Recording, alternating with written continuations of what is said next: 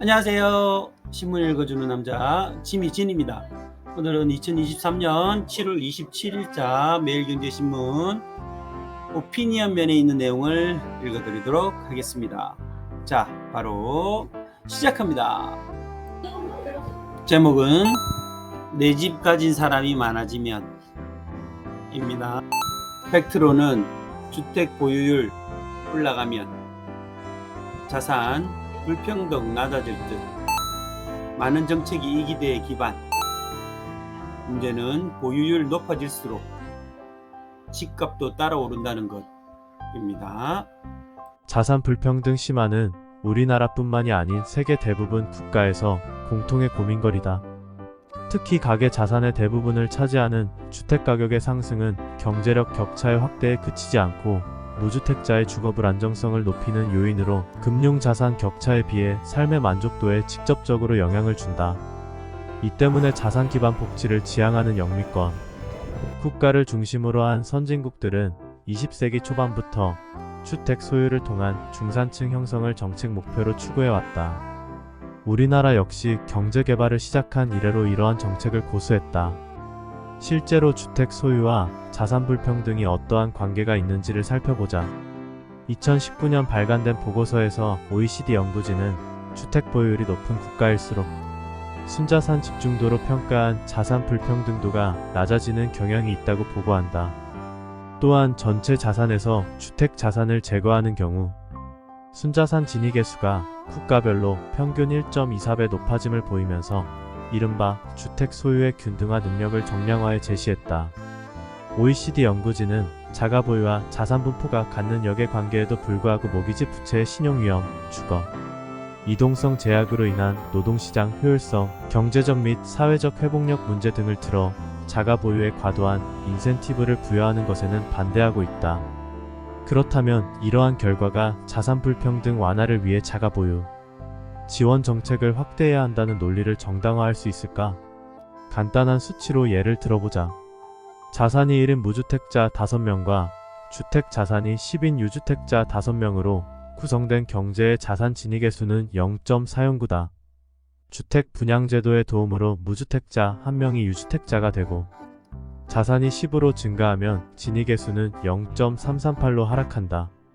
이 과정은 대부분 거주의 편의성과 상관없이 주택 자산에 대한 선호와 주택 가격의 상승으로 이어진다. 주택 가격이 2배로 상승하는 경우 6명의 주택 자산이 20으로 증가, 자산 진위계수는 0.368이 된다. 당초의 상태와 비교하면 자가 보유율이 50%에서 60%로 상승했고 상위 보유지분 또는 진위계수로 평가한 자산 불평등도는 개선됐다. 즉 단순히 정량적 수치로 보면 주택가격이 상승하더라도 자가 보유율의 상승은 여전히 불평등도를 완화하는 효과가 있는 것으로 계산된다. 수치 예를 좀 더 일반화하더라도 마찬가지의 결과가 도출된다. 맹점은 무주택자와 유주택자의 자산 격차는 더욱 확대됐고 실거주에 기반한 주택 수요가 생기더라도 무주택자의 주택 구매력은 하락했다는 점이다. 자산 격차 확대에 따른 고통이 무주택자에게 집중됨에도 불구하고 자가 보유율과 자산 불평등도와 같이 공공정책 수행에 필요한 정량적 지표는 이를 반영하지 못한다. 주택가격 상승이 순전히 외생적 충격에 의해 유발되고 자가 보유 지원 정책과 무관하다면 높은 자가 보유율은 주택가격 상승에 따른 자산 격차 확대를 흡수하는 효과를 갖는다.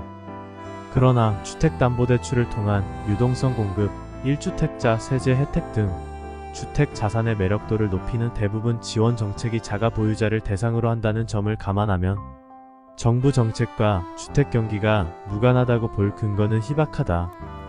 결국 주거 안정성이든 자산 불평등 해소든 정책 당국이 제일 과제로 삼아야 할 정책 목표는 소득 대비 접근 가능한 가격으로 주택 시장을 안정화하는 것이라 할 수 있다.